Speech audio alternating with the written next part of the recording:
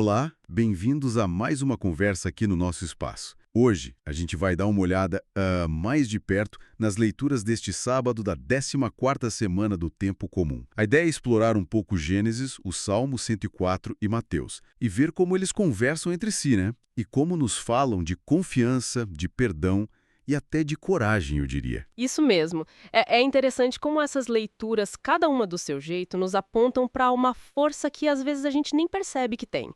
Uma força que vem justamente da nossa relação com Deus, da certeza do seu cuidado, mesmo quando as coisas ficam difíceis, sabe? Perfeito. E a gente começa com Gênesis, né? Aquela história forte de José no Egito. Os irmãos dele, depois de tudo que fizeram, ficam com medo da vingança quando o pai morre. Mas a resposta de José é surpreendente. Ele diz: Olha, vocês pensaram em me fazer mal, mas Deus transformou isso em bem, para salvar muita gente. Uau! É de arrepiar, né? Essa fala do José. Nossa, para mim mostra uma maturidade espiritual assim enorme. Não é só perdoar, o que já seria muito, mas é conseguir ler a própria história, até a dor, com os olhos da fé. Ele enxerga a mão de Deus ali, sabe? Transformando o mal que ele sofreu em salvação. Isso é muito poderoso. É verdade. E nos faz pensar, né? Quantas vezes a gente fica remoendo mágoa, ressentimento. O exemplo dele ensina que é possível um outro caminho, né? O da reconciliação, da confiança que Deus pode sim reescrever as coisas. Exato! É um convite a pensar no legado que a gente deixa. É um legado de mágoa ou de perdão, de fé? E essa capacidade de José de olhar além da ferida, acho que prepara a gente para o que vem depois, no Salmo. Que é o Salmo 104, né? Que nos chama para contemplar a grandeza de Deus, o seu cuidado. Tem aquele verso bonito: procurai humildemente o Senhor, e vosso coração viverá. Soa como chamado à gratidão, à admiração mesmo.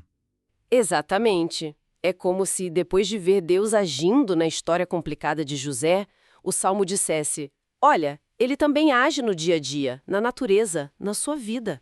Parar para ver um pôr do sol, ouvir os pássaros, lembrar de uma bênção. Pode parecer simples, mas fortalece a confiança.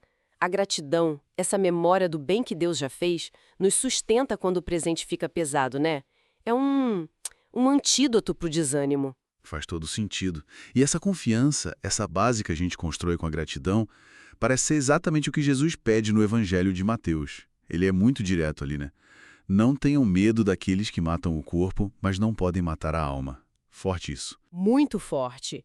E ele ainda reforça, né, com aquela imagem tão terna e ao mesmo tempo poderosa, até os cabelos da cabeça de vocês estão contados. E vocês valem mais do que muitos pardais. Sim, incrível essa imagem.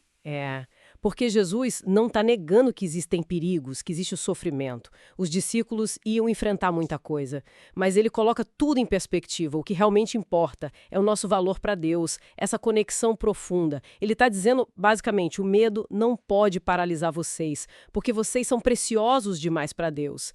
Essa é a raiz da coragem cristã. Agora eu consigo ver a linha conectando tudo de forma mais clara. A capacidade do José de perdoar e ver o bem maior vem dessa confiança fundamental. O Salmo ensina a gente a cultivar essa confiança pela gratidão, pela contemplação do cuidado de Deus. E Jesus, Jesus leva isso ao máximo, pedindo uma coragem que não nasce da ausência de perigo, mas da certeza desse amor, desse cuidado divino e individual, né? Isso mesmo. É um fio condutor poderoso. As leituras de hoje nos mostram que a verdadeira liberdade não é viver sem problemas, mas sim não ser dominado pelo medo deles. Isso pode se traduzir em coisas pequenas no nosso dia a dia, sabe? Tipo o quê, por exemplo? Talvez dar um passo para aquela reconciliação que a gente está adiando, inspirado em José. Ou tirar um minutinho para agradecer por algo bom que aconteceu, lembrando do Salmo.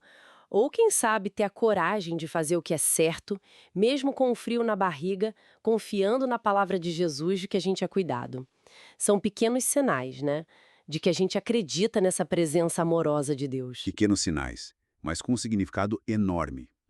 Que essa reflexão possa mesmo inspirar a nossa semana, trazendo mais dessa confiança e dessa coragem para a nossa caminhada. Com certeza. E fica talvez uma pergunta para a gente levar e meditar, né? Se a gente realmente acredita que Deus pode transformar até o mal em bem, como José viu, Como essa confiança pode mudar o jeito que a gente encara os desafios que aparecem? Qual medo poderia perder força hoje? Ótima pergunta para a gente ruminar. E, olha, a gente adoraria saber o que ressoou para quem está acompanhando a gente. Deixem seus comentários aí embaixo, contem para a gente. Se essa conversa ajudou de alguma forma, dá um curtir também. Essa partilha de vocês enriquece muito a nossa comunidade aqui no canal Liturgia e Vida. Fiquem em paz e até a próxima.